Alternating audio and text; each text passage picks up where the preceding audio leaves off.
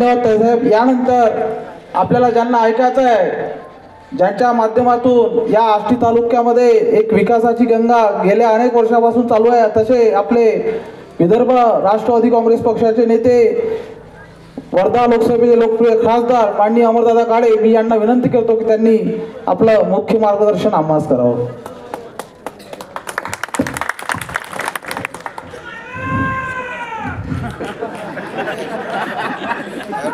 जाणता छत्रपती शिवाजी महाराज, महामानव डॉक्टर बाबासाहेब आंबेडकर, राष्ट्रपिता महात्मा गांधी,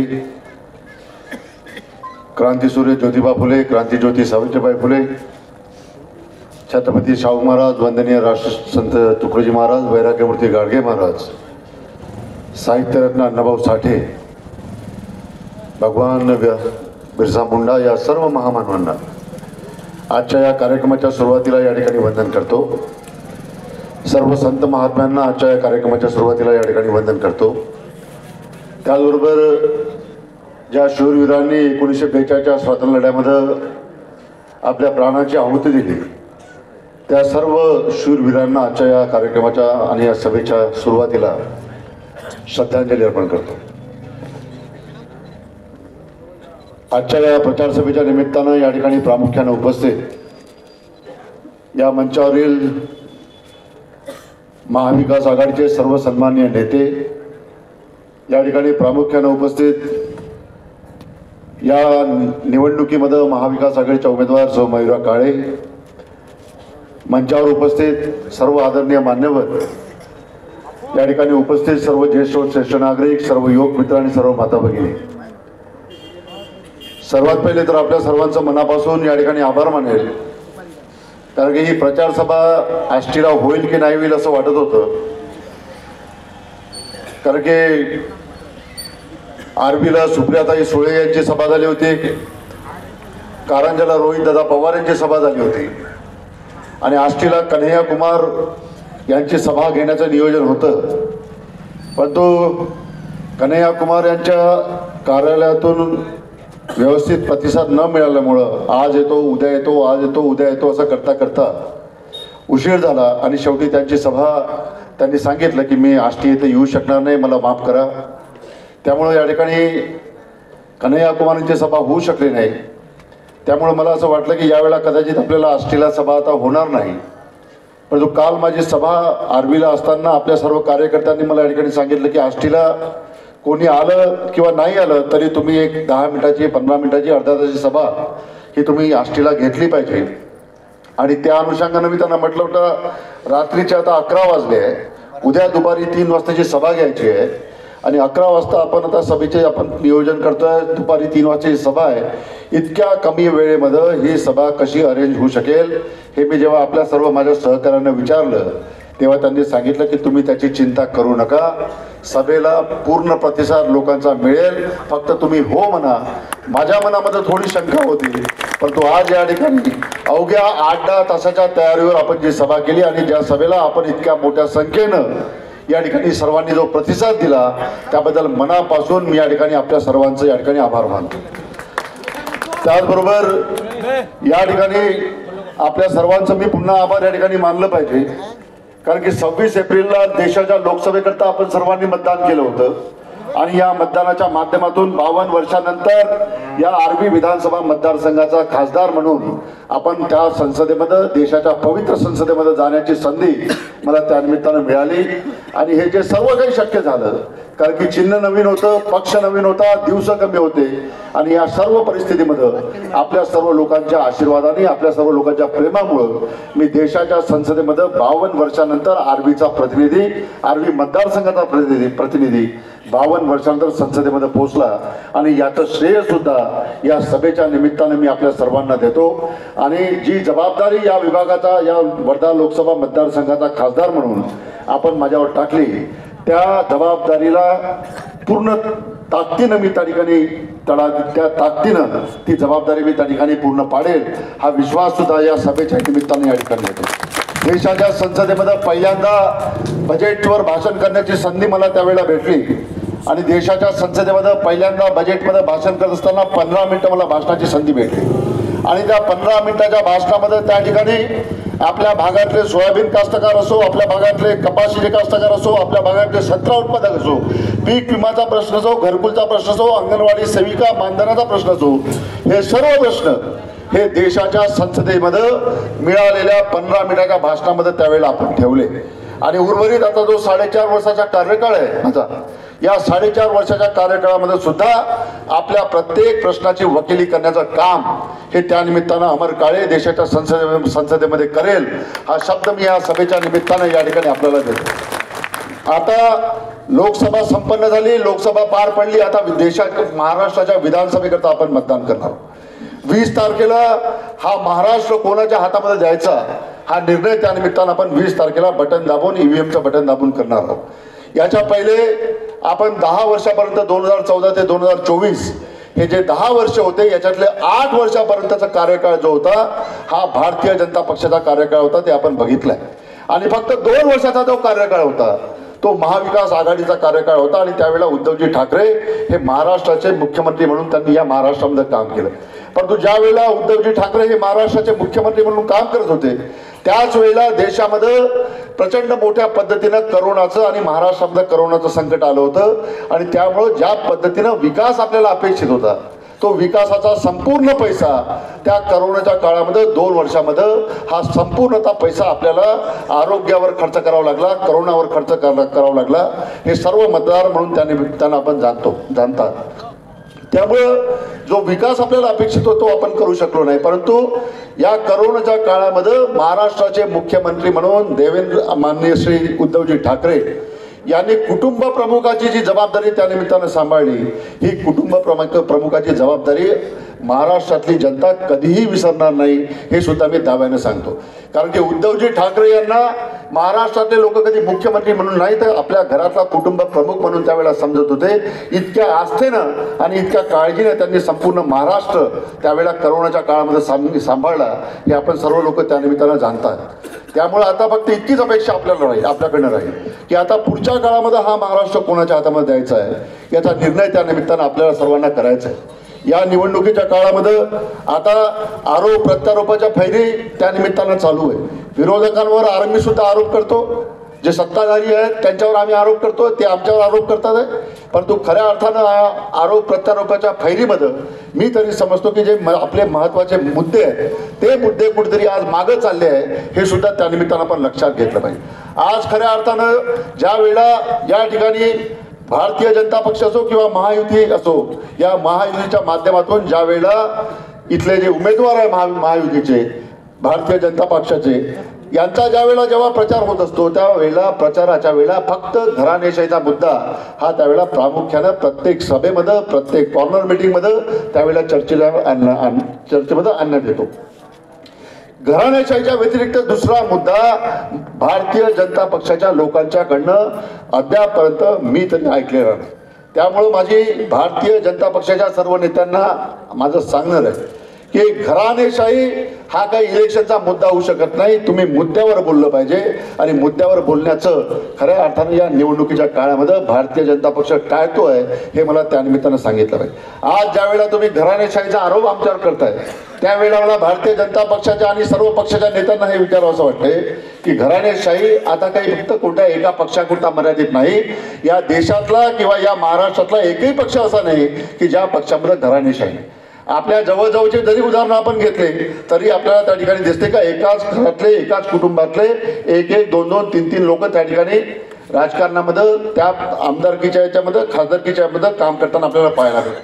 ज्या वेळेला तुम्ही मयुरा अमर काळेवर ज्या वेळेला घराणेशाहीचा आरोप करता त्यावेळेला मला प्रश्न या राज्याच्या मुख्यमंत्र्यांना विचारायचा वाटतो की जेव्हा तुम्ही मयुरा काळेवर ज्या ठिकाणी आरोप करताय की घराणेशाही म्हणून, अमर काळेवर जेव्हा तुम्ही आरोप करताय घराणेशाही म्हणून, त्यावेळेला मला मुख्यमंत्री एकनाथ शिंदे साहेबांना विचारावं वाटते की एकनाथ शिंदे साहेब तुम्ही तर या महाराष्ट्राचे मुख्यमंत्री होते, परंतु मुख्यमंत्री असताना तुम्ही तुमच्या मुलाला कल्याण लोकसभेची उमेदवारीची तिकीट, लोकसभा उमेदवारीची तिकीट कशी दिली? ती घराणेशाही नव्हती का? हा प्रश्न त्यानिमित्तानं मला तुम्हाला विचारावासा वाटतो. नारायण राणे साहेब स्वतः खासदार असताना त्यांच्या घरामध्ये दोन दोन त्यांचे मुलं आमदारकीसाठी उभे आहेत, ती घराणेशाही नाही का? स्वर्गीय गोपीनाथ मुंडे यांची मुलगी पंकजा मुंडे असो किंवा प्रीतम मुंडे असो, त्या आता लोकसभा आणि विधानसभेमध्ये निवडून आल्या होत्या, ही घराणेशाही नाही का? वर्धा लोकसभा मतदारसंघामध्ये आपल्या चांदूर रेल्वे धामणगाव मतदारसंघाचे आमदार प्रताप अडसड यांना उमेदवारी भेटली. प्रताप अडसड हे अरुणभाऊ अडसड यांचे चिरंजीव. अरुणभाऊ अडसड हे सुद्धा भारतीय जनता पक्षाचे नेते आणि माजी आमदार होते, त्यांच्या घरामध्ये सुद्धा आपण उमेदवारी दिली, ही सुद्धा घराणेशाही नाही का? हा प्रश्न मला त्यानिमित्तानं विचारायचा. परंतु घराणेशाहीचा मुद्दा या ठिकाणी उपस्थित करून खऱ्या अर्थानं आपले जे जिव्हाळ्याचे प्रश्न आहेत, त्या जिव्हाळ्याच्या प्रश्नांना मागे ठेवण्याचं काम भारतीय जनता पक्ष करत आहे, हे सुजाण मतदार म्हणून त्या निमित्तानं आपण लक्षात घेतली पाहिजे. आज या ठिकाणी अपेक्षा होती की आम्ही या 8 वर्षांमध्ये शेतकऱ्यांना काय दिलं हे त्या निमित्तानं भारतीय जनता पक्षाच्या नेत्यांनी सांगायला पाहिजे होतं, एकनाथ शिंदे साहेबांनी सांगायला पाहिजे होतं.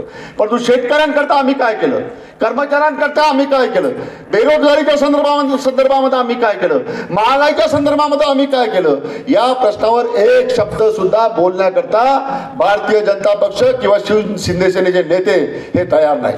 जवळपास 12-13 वर्षापूर्वी भारतीय जनता पक्षाचे नेते देवेंद्र फडणवीस यांनी मराठवाड्यामध्ये शेतकरी दिंडी काढली होती. त्यावेळेला 12 वर्षापूर्वी देवेंद्र फडणवीसांनी सांगितलं होतं का सोयाबीनला 6,000चा भाव भेटला पाहिजे. 6,000चा भाव त्यावेळेला त्यांनी मागितला होता. काही वर्षापूर्वी आपलं सरकार असताना यावेळेला 12-12, 13-13 हजारचा भाव आपण कपाशीला दिला होता, कापसाला दिला होता. परंतु आज आपलं सोयाबीन 4,000 मध्ये, काही ठिकाणी 3700 मध्ये, काही ठिकाणी 2700 मध्ये जाताना आपण पाहतो. कापूस जो आहे आपला, तो कापूस 7,500-7,000 पर्यंत जाताना आपण त्या निमित्तानं पाहतोय. खऱ्या अर्थानं इथं बसलेले जे लोक आहे यांचा मुद्दा हा घराणेशाही होऊ शकत नाही. आमच्या कपाशीच्या संदर्भामध्ये तुम्ही बोललं पाहिजे, आमच्या सोयाबीनच्या संदर्भामध्ये तुम्ही बोललं पाहिजे, पीक विम्याच्या संदर्भामध्ये तुम्ही बोललं पाहिजे. परंतु या प्रश्नावर चकार एक शब्द सुद्धा काढण्याकरता भारतीय जनता पक्षाचे नेते तयार नाही, हे त्या निमित्तानं आपण लक्षात घ्या. आणि सुजाण नागरिक म्हणून तुम्ही त्यांना विचारा की या प्रश्नावर बोला. तुम्हाला जर आमचं मतदान पाहिजे असेल, तुम्ही जर आमचे प्रश्न सोडवले असेल, तुम्ही जर आमचे त्या निमित्तानं शेतकऱ्यांचे प्रश्न सोडवले असेल, शेतमालाच्या हमीभावाच्या संदर्भामध्ये शेतकऱ्यांना जर तुम्ही समाधान केलं असेल, तर तुमच्या महायुतीला सुद्धा, तुमच्या उमेदवाराला सुद्धा त्या निमित्तानं मत द्यायला आम्ही तयार आहे. परंतु कुठल्याच पद्धतीचा समाधान शेतकऱ्यांच्या या प्रश्नावर भारतीय जनता पक्ष करू शकला नाही, हे सर्व लोक त्या निमित्तानं आपण जाणता. आपल्या मतदारसंघामध्ये इतक्या मोठ्या पद्धतीनं सर्व रोई रानडुकरामुळे होणारं शेतीचं नुकसान हा आपल्या शेतकऱ्यांचा अतिशय जिव्हाळ्याचा आणि गंभीर प्रश्न आहे आपल्या मतदारसंघातला आहे. आपल्या सर्वांना माहीत आहे की आता जवळपास या आपल्या आर्वी विधानसभा मतदारसंघामध्ये जवळपास 12 लोक हे वाघाच्या हल्ल्यामध्ये मरण पावले आहे. वाघाच्या 11 लोक काहीतरी वाघाच्या हल्ल्यामध्ये, 1 जण अस्वलीच्या हल्ल्यामध्ये मरण पावलं. काही दिवसापूर्वी धाडी म्हणून आपली ग्रामपंचायत आहे, त्या धाडीचा एक व्यक्ती तो सुद्धा वाघाच्या हल्ल्यामध्ये त्यावेळेला मरण पावला होता. आज रोई रानडुकरामुळे शेती उद्ध्वस्त होते, त्याच्यावर सरकार बोलण्यासाठी काही तयार नाही. आज त्या ठिकाणी जी 10 चक्रा त्या ठिकाणी फॉरेस्टमध्ये गेल्यानंतर त्या ठिकाणी अल्पशी मदत आपल्याला भेटते सरकारच्या माध्यमातून. आणि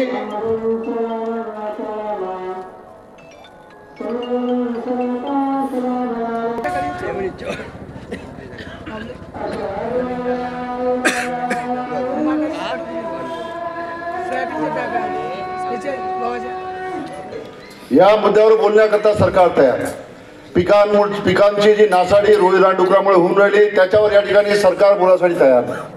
या ठिकाणी महाराष्ट्राचे वनमंत्री असलेले सुधीर मुनगंटीवार साहेब हे आपल्या वर्धा जिल्ह्याचे पालकमंत्री होते आणि पालकमंत्री असताना त्यांच्याकडं वनमंत्री म्हणून त्यावेळेला त्यांचं खातं होतं.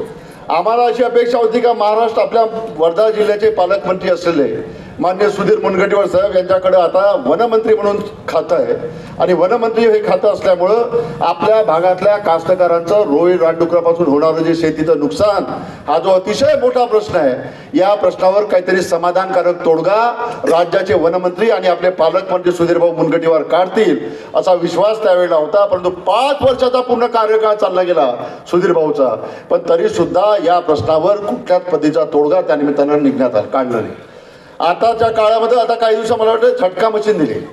या झटका मशीनच्या माध्यमातून रोई रानडुकराचं पिकापासून होणारं नुकसान हे वाचवण्याकरता झटका मशीन दिली आणि ही झटका मशीन देत असताना माझ्या माहितीनुसार आता पुन्हा एक GR सरकारनं काढला का ज्याला हे झटका मशीन भेटन आता त्याच्यानंतर पुढच्या काळामध्ये रोही रानडुकरानं किती नुकसान केलं तर त्याला त्या रोही रानडुकराच्या नुकसानापासून मिळणारी जी शासनाची मदत आहे ती मिळणार नाही, कारण का तुम्हाला आता शासनानं झटका मशीन दिली आहे.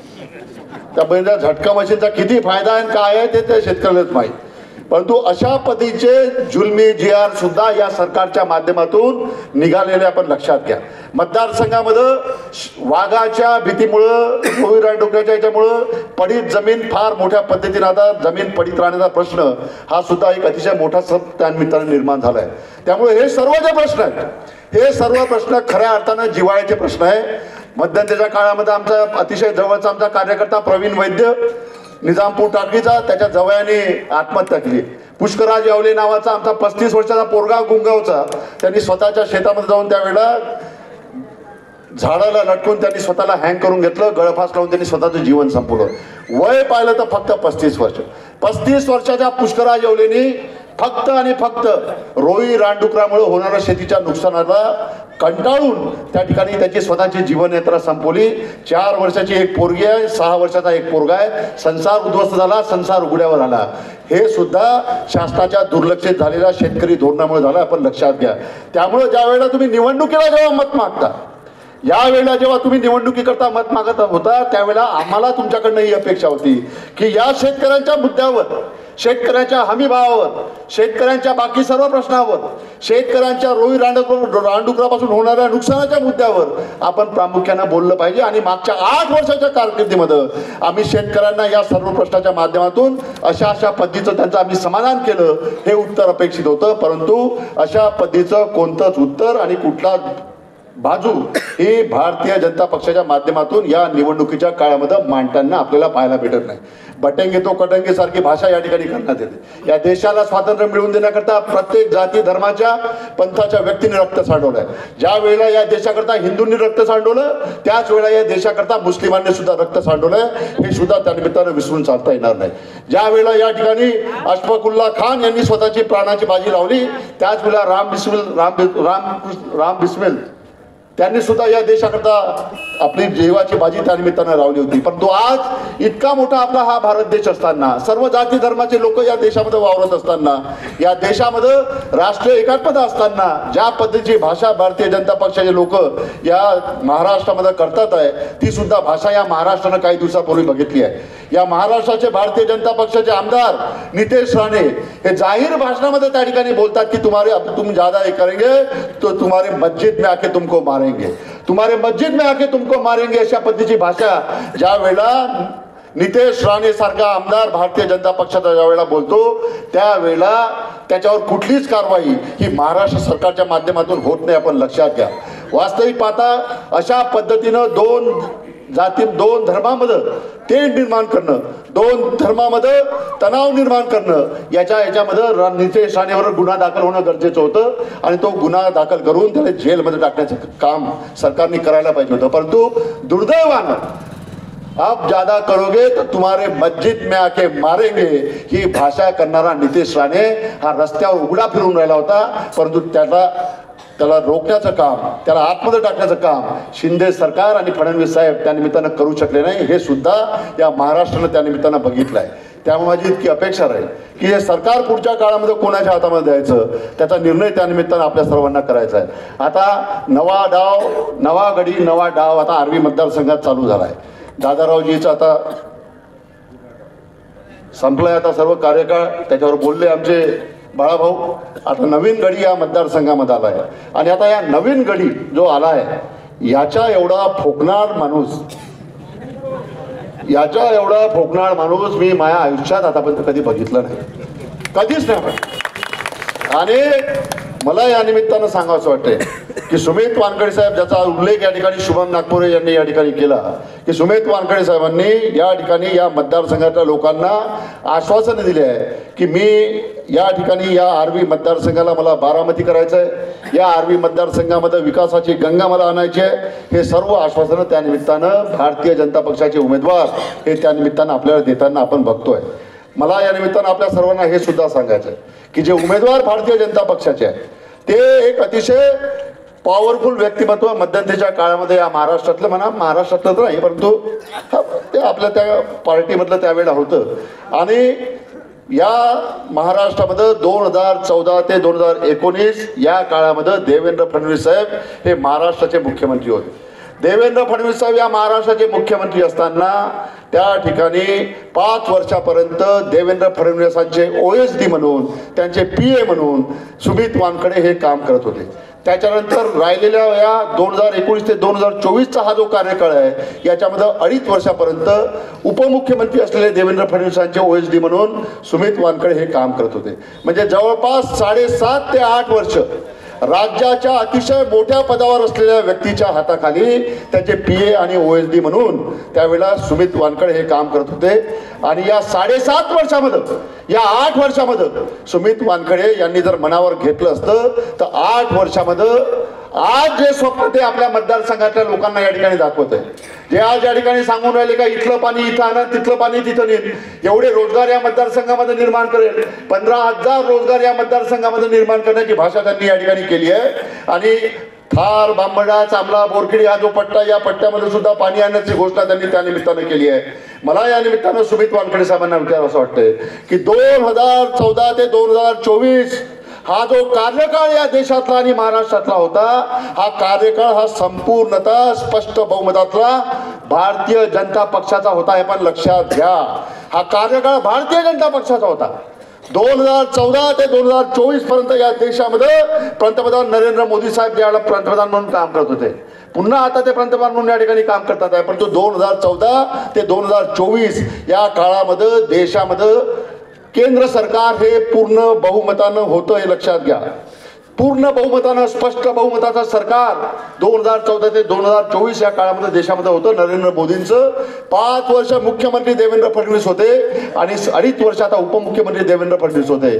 मला उमेदवार मान्य सुमित वानखडे यांना विचारावं असं वाटतं का मागच्या या 8 वर्षामध्ये जे स्वप्न निवडणुकीच्या 2 महिन्यापूर्वी तुम्ही आम्हाला दाखवून राहिले, मला या निमित्तानं तुम्हाला विचारावं असं वाटतंय का मागच्या 7.5-8 वर्षामध्ये तुम्ही इतक्या मोठ्या व्यक्तींच्या छत्रछायेमध्ये होता, देशाच्या पंतप्रधानाच्या छायेमध्ये होता, देशाच्या मुख्यमंत्र्यांच्या छायेमध्ये होता, त्यावेळेला तुम्ही या 7.5-8 वर्षामध्ये या मतदारसंघामध्ये असा रिझल्ट का दिला नाही, हा प्रश्न मला त्या निमित्तानं मान्य सुमितजी वानखडे यांना विचारावं असं वाटतं. परंतु या प्रश्नाचं त्याच्याकडे उत्तर नाही आहे, कारण का या प्रश्नाचं उत्तर देऊ शकत नाही. आणि मी दाव्यानं सांगतो, ज्या बाबी तुम्ही आज बोलून राहिले का हे पाणी आम्ही असं आणू, रोजगार निर्माण करू, मी सांगतो का जर तुम्ही तशा पद्धतीनं या 7.5-8 वर्षामध्ये एक काम जर या मतदारसंघामध्ये करून दाखवलं असतं तर तुमच्या विरोधामध्ये आम्ही फॉर्मच भरला नसता, हे सुद्धा मी या ठिकाणी सांगतो. परंतु या 7.5-8 वर्षात 0 निकाल या मतदारसंघात. ठीक आहे, सभागृहासाठी दिले असेल, एखाद्या याच्याकरता दिले असेल, कब्रस्तान करता आम्ही निधी दिला, कब्रस्तान करता त्याने निधी दिला, सभागृह आम्ही बांधले, सभागृह त्याने बांधले, रस्ते आम्ही बांधले, रस्ते त्याने बांधले, नाल्या आम्ही बांधल्या, नाल्या त्याने बांधल्या, बाकी आम्ही इतर काम आहे ते त्याने केले, ते आम्ही केले, तो काही विषय नाही. परंतु आज सुमित वानखडे जे या मतदारसंघातल्या लोकांना जे भ्रमित करण्याचं काम करून राहिले, विशेषतः सिंचनाच्या मुद्द्यावर आणि रोजगाराच्या मुद्द्यावर, मला या निमित्तानं फक्त इतकं सांगायचं वाटतंय की तुम्ही थोडासा तरी रिझल्ट नाही, 15,000 रोजगार नाही, कमीत कमी 600-500 रोजगार तर या 8-8.5 वर्षात तुम्ही निर्माण केले असते ना, तर तरी सुद्धा तुमच्यावर या लोकांनी विश्वास ठेवला असता. परंतु त्या पद्धतीचं काही रिझल्ट त्या कार्यक्रमामध्ये तुम्ही या ठिकाणी देऊ शकले नाही, आपण लक्षात घ्या. आणि आता मला या निमित्तानं फक्त इतकं सांगायचं, असा उमेदवार तर मी कधीच पाहिला नाही. दादारावचंही पाहिलं, माही पाहिलं, परंतु 40-40 गाड्याचा ताफा घेऊनच गावामध्ये आहे. थारमध्ये सभा असो, चांबल्यात असो, बोरखेडीत असो, 30-30 गाड्या, 40-40 गाड्याचा ताफा घेऊन, स्वतःचेच माणसं हारं घेऊन गावात गेल्याबरोबर त्याचेच माणसं लोकांकडे हार दे, तेच हार मग त्या गळ्यात पडे, काढले हार का मग पूर्ण हार ते पिशवीत, पुढच्या गावात तेच हार मग समोरच्या लोकांना.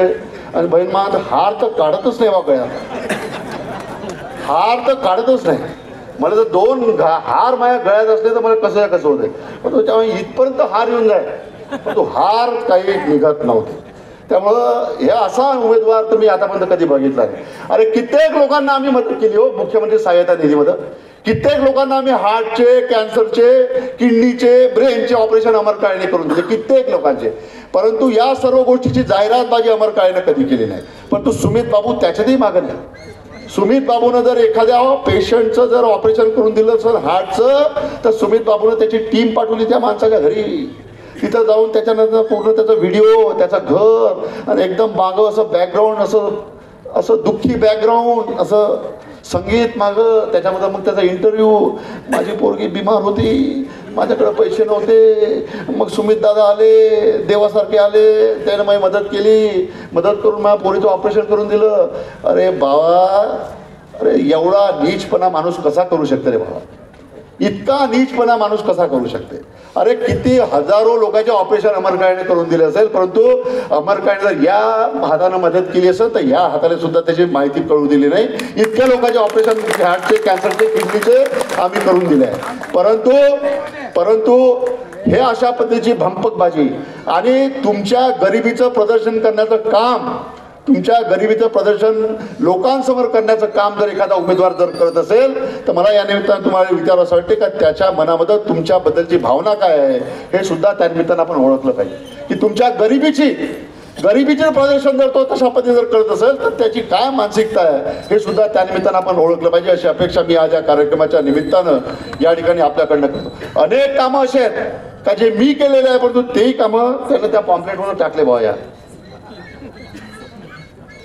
भलं मोठं मान छापलंय हे एवढं. याच्यामध्ये जे कामं केले ना, याच्यातले बहुतांश कामं हे माझ्या कारकिर्दीमध्ये मंजूर झाले.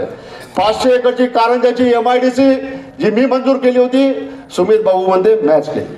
आष्टीची ज्या आपलं पाणी पुरवठा योजना यानं फार आमचे सर्व नगरसेवकांना एवढा परिश्रम घेतले, ते म्हणते तेही मीच केली. प्रत्येक गोष्टीवर हक्क सांगण्याचा आणि दावा सांगण्याचं काम त्या निमित्तानं या पॉम्पलेटच्या माध्यमातून झालं आहे. आणि जे काही थोडेफार कामं त्यांनी केले असेल ते केले असेल, परंतु याच्यातले बहुतांश कामं जे आहे हे सर्व बहुतांश कामं हे माझ्या कारकिर्दीमध्ये त्या निमित्तानं पूर्ण झाले आहे. आणि त्याचमुळं कालच्या जाहीर सभेमध्ये मी त्यांना आव्हान केलं होतं का उद्या तुमची सभा आहे आणि तुमची सभा असताना हजारोचा जनसमुदाय तुम्ही सुद्धा उद्या जमा करणार आहे.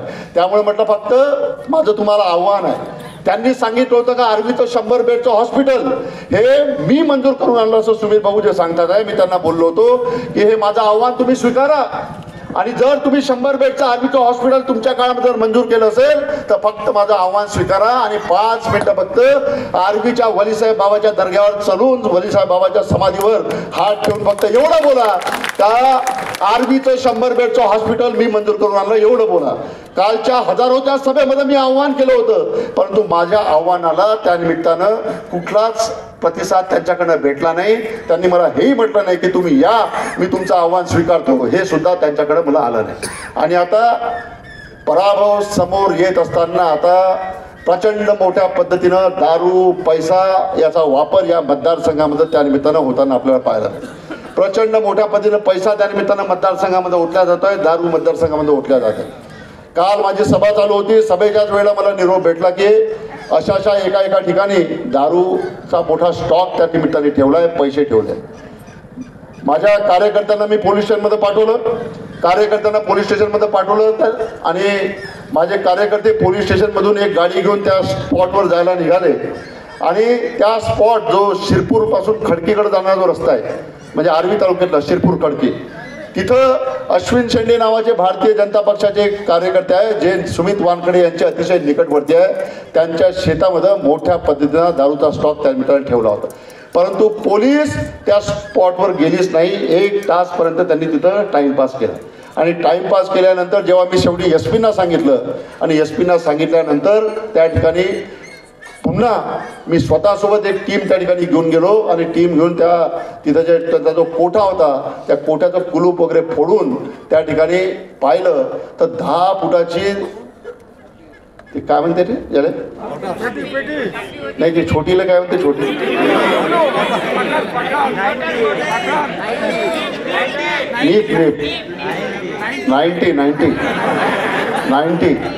90चा मोठा थप्पा, जवळपास 18 लाख रुपयाची दारू काल आम्ही जप्त केली.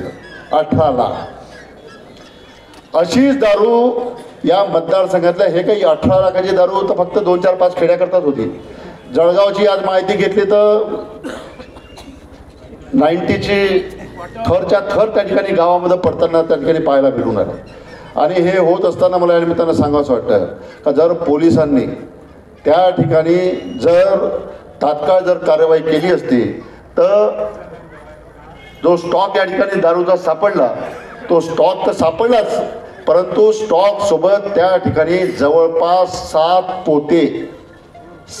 पोते भरून कॅश ही त्या ठिकाणी होती, आपण लक्षात घ्या.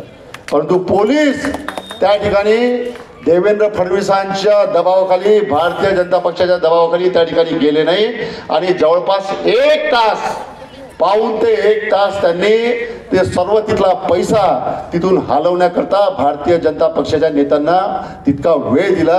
शेवटी मला SP ला बोलावं लागलं. काल गर्दी घरी खूप होती, सभेच्या नंतर बरेचसे लोक मला भेटायला आले त्यामुळे मी त्याच्यामध्ये व्यस्त होतो, त्यामुळं तो 1 तास तसा गेला. नाहीतर 7 पोत्यामध्ये माझे आमचे जे कार्यकर्ते सांगत होते, आम्ही पाहत होतो, कारण की त्याच्या शेतामध्ये जर गेलं असतं तर आमच्याच लोकांवर त्याने आरोप केला असता याने आमच्या इथे येऊन काहीतरी धांदल केली. त्यामुळे आमचे कार्यकर्ते दुरून बघत होते.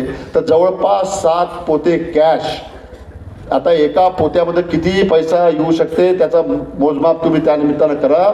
7 पोते कॅश तिथून त्या गाडीमधून त्यांनी तिथून हलवली आणि गाडीमधून ती कॅश हलवली. ते त्याचं नाव आहे प्रशांत वानखडे, जे भारतीय जनता पक्षाचे आर्वी तालुक्याचे अध्यक्ष आहे. त्यांनी ती कॅश तिथून हलवली आणि उर्वरित जो दारूचा मोठा स्टॉक होता त्याच्यातला काही स्टॉक त्यांनी हलवला. परंतु आम्ही नंतर 600-500 कार्यकर्ते तिथं जाऊन पडलो त्याच्या शेतामध्ये, पूर्ण रस्ते ब्लॉक करून टाकले. त्याच्यानंतर पोलिसांना दुसरा कुठला मार्ग उरला नाही आणि त्यांना त्याच्यावर कारवाई करावी लागली. आणि जर आम्ही हे आक्रमक पाऊल जर उचललं नसतं तर तो 17-18 लाख रुपयाचा दारूचा जो स्टॉक आहे तो सुद्धा त्यांनी तिथून हलवला असता. आणि त्यानंतर देवेंद्र फडणवीस आणि भारतीय जनता पक्षाच्या नेत्याकडनं पुन्हा एक प्रेस नोट रिलीज करण्यात आली आणि त्याच्यामध्ये आमच्यावर त्यांना आरोप केले का हे जे दारू अश्विन शेंडे यांच्या शेतामध्ये जी सापडली हे काँग्रेसच्याच कार्यकर्त्यांना बहीण मामीन त्याच्या शेतात ठेवली म्हणे. याच्या सारखे तर साले नालायक लोक शोधून भेटणार नाही हो. अरे माझा प्रश्न आहे भारतीय जनता पक्षाच्या नेत्याला का या महाराष्ट्रामध्ये तुमचं सरकार आहे, तर तुमच्या अतिशय जवळच्या कार्यकर्त्याच्या शेतामध्ये जर त्या ठिकाणी काँग्रेसचे कार्यकर्ते जर तुमचा दारू आणि पैसा आणून ठेवत असेल तर तुमचं पोलीस आणि तुमचं प्रशासन काय झक मारून राहिलं का? तुम्ही काय झक मारून राहिले त्या ठिकाणी? तर काँग्रेसचे कार्यकर्ते त्या भारतीय जनता पक्षाच्या कार्यकर्त्याच्या शेतामध्ये जाते आणि तिथं त्या पैसा आणि तिथं जर दारू स्टोअर करून राहिले. दारू 1 पेटी 2 पेटी नाही, 1 कोटी 2 पेटी नाही, 17 लाख रुपयाची दारू 149 पेट्या त्या ठिकाणी ठेवल्या होत्या. आता ही सर्व परिस्थिती काल उघडकीस आली, परंतु ही परिस्थिती मतदारसंघामध्ये अनेक गावामध्ये निर्माण होणार आहे हे त्या निमित्तानं आपण लक्षात घ्या. आणि माझं इतकंच या निमित्तानं सांगणं राहील की आता ही जी निवडणूक आहे ही निवडणूक जनशक्ती विरुद्ध धनशक्तीची निवडणूक आहे.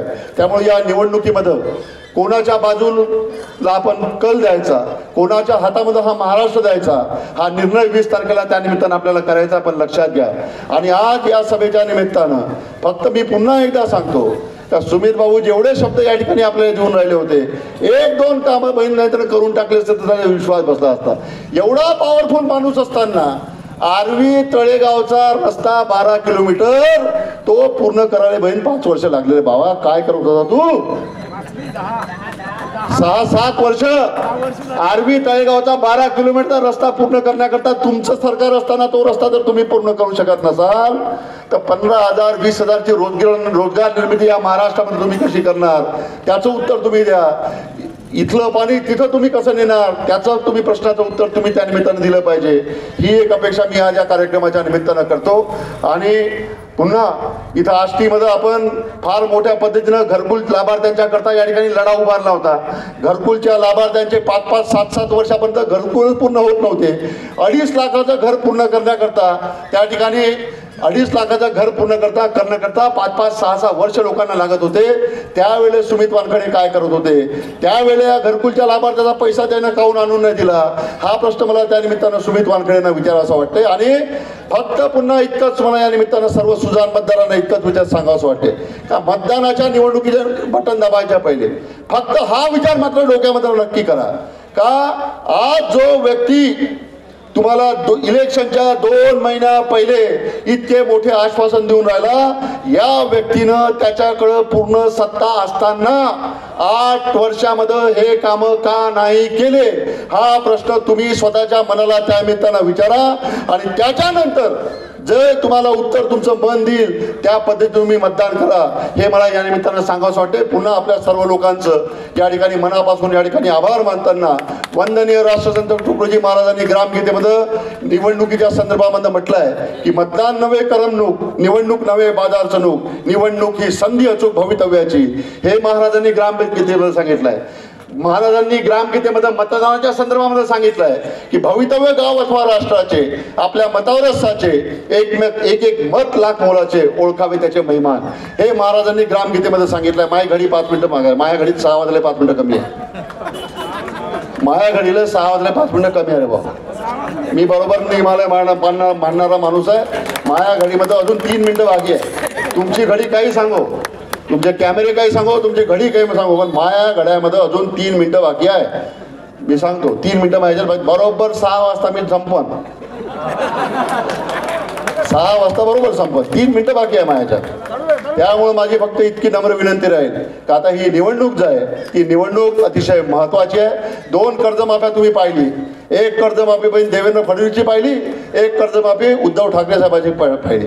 मला या निमित्तानं सर्व शेतकरी बांधव या ठिकाणी येताना विचारावं वाटते, ज्या 2 कर्जमाफ्या तुम्ही पाहिल्या, एक देवेंद्र फडणवीसची पाहिली, एक उद्धव ठाकरेंची पाहिली, मी तुम्हाला प्रश्न विचारतो का चांगली कर्जमाफी कोणाची होती?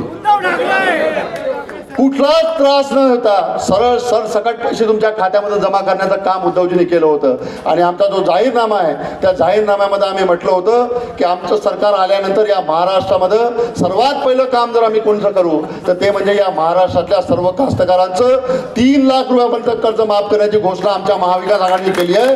बाकी इतर अनेक विषय आहेत, ते सर्व विषय येणाऱ्या पुढच्या काळामध्ये त्याला न्याय देण्याची भूमिका ही त्या निमित्तानं आमची महाविकास आघाडी निश्चित पूर्ण करेल, हा शब्द मी या ठिकाणी देतो. आणि महाराष्ट्र राज्याची निर्मिती झाल्यानंतर आर्वी विधानसभा मतदारसंघाला पहिला महिला आमदार त्या निमित्तानं भेटणार आहे.